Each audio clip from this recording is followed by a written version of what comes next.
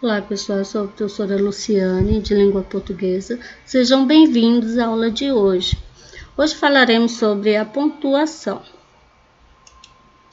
O que é pontuação? É um sistema de sinais gráficos da língua que contribui para organizar os textos, dando sentido aos mesmos, tornando-os mais claros e precisos.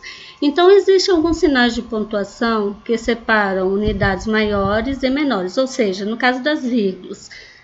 A vírgula, ela separa frases, que são as unidades maiores, separam palavras, que são as unidades menores.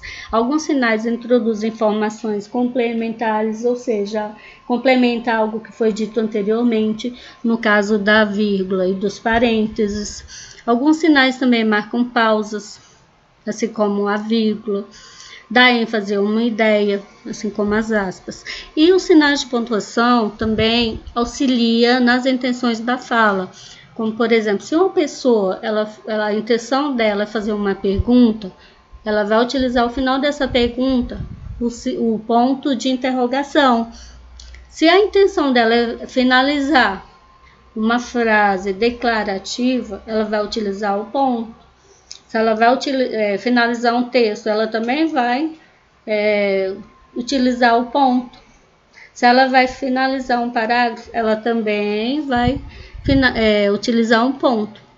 Então, os sinais de pontuação, além de organizar os textos, dar sentido aos mesmos, esses sinais, ele auxilia nas intenções da fala. Para cada intenção de fala, existe um tipo de sinal de pontuação. Uso da vírgula. Coloquei aqui alguns casos especiais, de uso da vírgula. A vírgula, ela serve para isolar o vocativo, que é um termo que serve para chamar, é um termo de chamamento.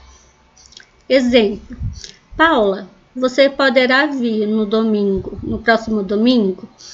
Paula é um vocativo. É um termo de chamamento.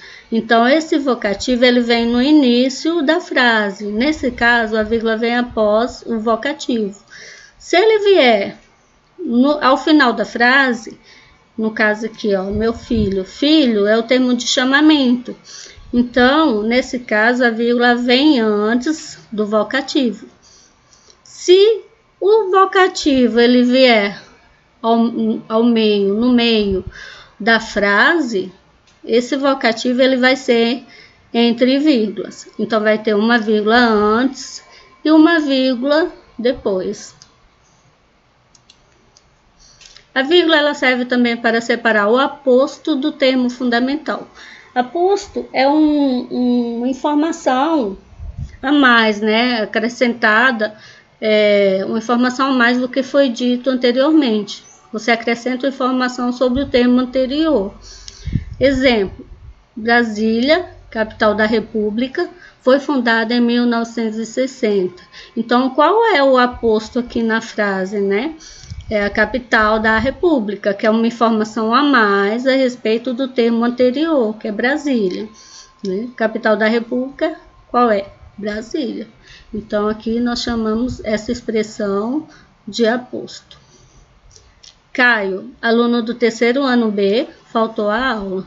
Então, aluno do terceiro ano B é uma informação a mais sobre Caio, Acrescentou uma informação que foi dito anteriormente, Uma informação a mais sobre essa pessoa. Então, nós chamamos essa expressão de aposto, que acrescenta uma informação ao que foi dito anteriormente. Então, nesse caso, o aposto vem entre vírgulas.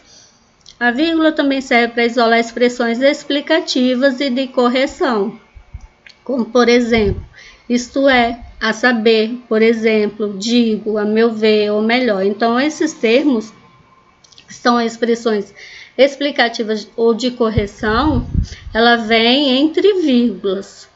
Ela fica isolada no meio da frase, Então, vem uma vírgula antes e outra depois. Exemplo: pretendo despachar os documentos em breve, isto é, na próxima semana. Isto é uma expressão explicativa, está explicando quando irá despachar os documentos, que será em breve, será em breve, na próxima semana. Então, nesse caso, isto é, vai vir entre vírgulas. Está isolado aqui, né, entre vírgulas. Exemplo, o nosso desejo, ou melhor, o seu desejo é viajar no feriado, não? Então, nesse caso, o melhor é uma expressão de correção. Não é o nosso desejo, sim o seu desejo. Então, foi corrigido aqui, do nosso para o seu desejo. Então, foi utilizada uma expressão de correção, ou melhor. Então, nesse caso, essa expressão, ela vem entre vírgulas, ela vem isolada do resto da frase. A vírgula, ela também é utilizada antes das conjunções coordenativas, que são essas aqui. Mas, entretanto, no entanto, então, logo, pois, porém, portanto e contudo. Então, no caso dessas conjunções, que são conjunções utilizadas em orações coordenadas ou coordenativas, elas vêm na frase, a vírgula vem antes dessas conjunções, né? Então, antes dessas conjunções é utilizada a vírgula. Exemplo, Gabriela queria falar, vírgula, mas não podia. Então, esse mas aqui que indica oposição, indica contrário, uma conjunção adversativa, antes dela vem uma vírgula. Outro exemplo, há muito tempo não vejo o Rafael, vírgula, portanto não sei da saúde dele. Então, esse portanto também é uma conjunção coordenativa. Então, antes dela é usado uma vírgula. Na letra E, antes das conjunções alternativas. Então, a vírgula ela também é usada antes dessas conjunções de alternância, né? No caso, da conjunção já, ora, ou. Mas nesse caso, você pode usar a vírgula ou não. O uso da vírgula é facultativo. Tanto faz você usar ou não. As duas formas estão corretas. Ou ficava em casa, vírgula, ou saía. Tem um ou aqui, que é uma conjunção alternativa, né? E tem um caso, um exemplo, que é utilizado a vírgula antes da conjunção.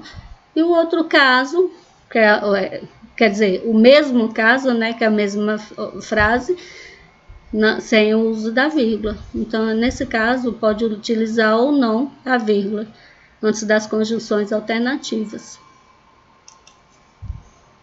A vírgula ela serve para marcar a supressão do verbo. Exemplo, vocês preferem o verde e nós o amarelo. Qual o verbo aí que não está aparecendo? Ele foi mencionado anteriormente, mas depois da vírgula, ele não existe mais. Houve uma supressão do verbo aí, ele está escondido na frase, né?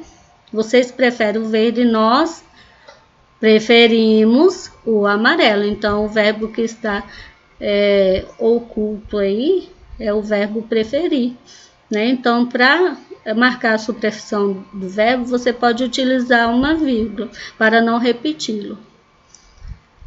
Outro caso de uso da vírgula a vírgula ela serve também para separar palavras em sequência.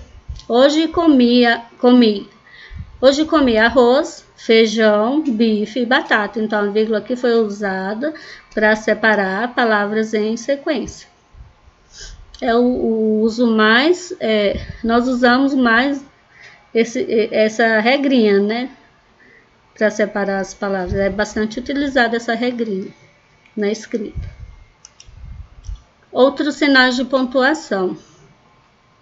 Ponto. Emprega-se ao final de frases declarativas, como já foi falado antes, né? Se a sua intenção for finalizar uma frase declarativa, você vai utilizar o ponto. Finalizar um texto também, ou um parágrafo, você vai utilizar o ponto.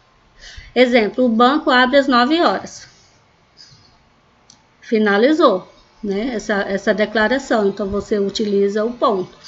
Outro exemplo. Não quero saber de conversa, e ponto, né? Então, aqui finalizou uma declaração, então você vai utilizar ao final da frase o ponto. Você não pode deixar a frase solta, sempre tem que colocar um ponto, né?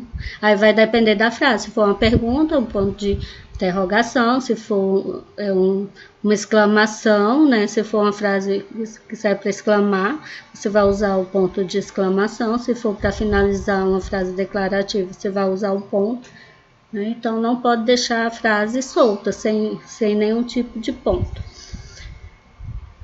Ponto de interrogação. Emprega-se ao final de frases interrogativas. Se você vai fazer uma pergunta, né, você utiliza o ponto de interrogação ao final dessa pergunta. Exemplo: a que horas abre o banco? Aqui você fez uma pergunta, né? Você quer saber que horas abre o banco. Aqui você declarou, né? O banco abre às 9 horas. Então, você vai utilizar outro ponto. Esse aqui é o ponto e esse aqui é para pergunta. Então, outro ponto. Ponto de interrogação. Ponto de exclamação. Emprega-se ao final de frases exclamativas imperativas. Em frases que indicam admiração, surpresa, espanto, entusiasmo, raiva, dor e ordem. Exemplo: que menino levado? Nesse caso, a mulher se assustou, né? De tanto que o menino é levado. Então, aqui nós utilizamos o ponto de exclamação. Ela ficou surpresa, né, do menino ser daquela forma. Que raiva? Aqui indica o quê? Raiva. Então, você utiliza ao final dessa frase o ponto de exclamação. Ui, bati meu dedo. Significa o quê? Que você sentiu dor, né? Então, nesse caso, você utiliza ao final da frase o ponto de exclamação. Ou também ao final de frases imperativas, né? Que são frases que indicam ordem. Pare, por favor. Você utilizou aqui o ponto de exclamação. Então, pare é um verbo que indica ordem. Nesse caso, é uma frase imperativa. 2 pontos. Introduza em palavras, orações ou citações que esclarecem algo dito anteriormente. Também pode introduzir a fala de personagens. Então, os 2 pontos você pode introduzir uma citação, né, igual o primeiro caso aqui, né? Napoleão disse: do alto dessas pirâmides, 40 séculos vos contemplam. No caso da citação, você usa os 2 pontos antes dela, tá?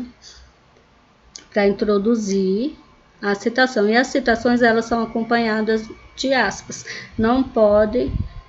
Você não pode deixar de colocar as aspas, porque é como se a fala fosse sua. A citação, você cita um pensamento, uma ideia, uma opinião de um autor, de outra pessoa. Então, por isso que existem as aspas, né? Para indicar que aquela fala, aquele pensamento não é seu, é de outra pessoa. E no caso das citações, você, ao final delas, você tem que mencionar o autor, né? Por exemplo, aqui foi mencionado, Napoleão disse. Ou poderia também ser... colocar entre parênteses aqui Napoleão, né?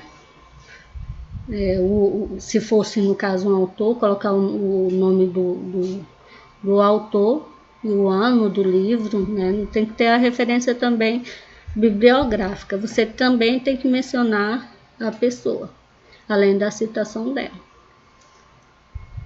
Exemplo: foi então que ele disse: estou cansado de tanta confusão. Aqui, ó, está introduzindo uma fala, né? Uma fala de uma personagem. Então, nesse caso, a fala direta. Eu vou colocar o quê? Os 2 pontos e antes da fala, o travessão. Os 2 pontos também servem para introduzir palavras, né? No caso aqui, neste clube praticam 2 pontos: futebol, natação, tênis e basquetebol. Então, foi introduzido várias palavras aqui, né? Que estão relacionadas ao esporte que se praticam, aos esportes que se praticam no clube. As aspas destacam palavras estrangeiras, marcam ironia, demarcam a fala de personagens ou citações. As aspas, elas podem destacar palavras de origem estrangeira, como no primeiro caso aqui, eu curto black music, né? Então, black não é uma palavra brasileira, music também. Então, nesse caso, está entre aspas, né? Está destacando essas palavras estrangeiras. Ou também uma ironia, as aspas servem também para destacar uma ironia. Que belo trabalho, você conseguiu estragar tudo que estava feito. Então, belo é um termo irônico, né? Então, nesse caso, está destacado por aspas. Parênteses, introduzem nos discursos explicações ou comentários complementares e separam indicações bibliográficas. Exemplo, ela finalmente entrou no auditório. Precisava chegar com 1 hora de atraso? Nesse exemplo, essa frase que está entre parênteses é um comentário complementar ao que foi falado anteriormente. Ela finalmente entrou no auditório. Só precisava disso, mas a pessoa quis acrescentar um comentário, né? Precisava chegar com 1 hora de atraso, então aqui ela colocou o quê? Entre parênteses. Também os parênteses servem para separar indicações bibliográficas do restante do texto, né? Exemplo, o preconceito linguístico está ligado, em boa medida, à confusão que foi criada no curso da história entre língua e gramática normativa. Essa é uma citação que eu coloquei até na minha monografia, que é uma citação do linguista brasileiro Marcos Banho, né? Então, essa citação eu coloquei entre aspas, né? Porque não é uma fala minha, é do Banho, então eu coloquei entre aspas e ao final eu coloquei a referência. De quem é essa citação? Do Banho, 1999, que é o ano do livro dele, né? Onde eu encontrei essa citação. Então, nesse caso, essa indicação bibliográfica, ela vem separada do restante do texto entre parênteses.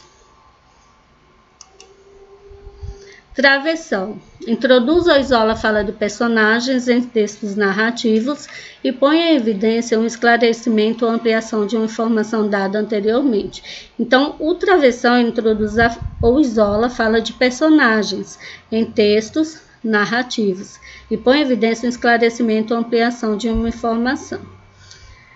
Nesse caso aqui, nos discursos diretos, nas falas das personagens, antes da fala, você utiliza o travessão. O que devo fazer? Ir embora. Por quê? Porque é tarde. Aqui é um diálogo entre duas pessoas. Então, é um discurso direto. Nesse caso, você introduz o discurso, a fala dessa pessoa com o travessão. Outro exemplo. Eles, que se achavam muito espertos, foram enganados mais uma vez. Aqui, houve uma ampliação de informação dada anteriormente, né? Então, nesse caso, foi colocada essa informação a mais entre travessões, né? Um travessão antes e um travessão depois. Eles, que se achavam muito espertos, é uma informação a mais a respeito de eles, né? Do termo anterior. Foram enganados mais uma vez. Reticências. As reticências indicam interrupção na frase com o objetivo de sugerir dúvidas, suspensão de pensamento, supressão de trechos. Então, nesse caso, você, quando às vezes o texto é grande, você não quer colocar ele completo, você pode introduzir as reticências, né? Para interromper, colocar só um pedaço, né? Um trecho do texto. Então, aí, no caso, você pode diminuir uma citação, diminuir uma música, um trecho de uma música, de um texto, com as reticências, né? Você interrompe, é uma interrupção na frase, né? Você interrompe uma frase com elas. Ponto e vírgula. Ponto e vírgula é empregado para separar os diversos itens de uma enumeração. Então, você vai enumerar vários itens, você utiliza o ponto e a vírgula. Exemplo. Na ocasião, os técnicos enfocarão 3 temas. Quais são os 3 temas que serão enfocados na reunião, né? Na ocasião, no caso, né? Processos e métodos para a indústria metalúrgica, esse é o primeiro tema. Vai ter mais 2 temas. Então, você vai colocar o quê? O ponto e vírgula. Você vai separar esses itens dessa enumeração com ponto e vírgula. O outro tema, técnicas de transporte, ponto e vírgula. O último tema, telecomunicações. Como só são 3 temas, você finaliza aqui o último tema com um ponto. Então, o ponto e vírgula ele é empregado para separar os diversos itens de uma enumeração. Então, pessoal, a nossa aula termina aqui. Espero que tenham compreendido o conteúdo, tá? E qualquer dúvida, estou à disposição de vocês para o que precisarem. Até a próxima!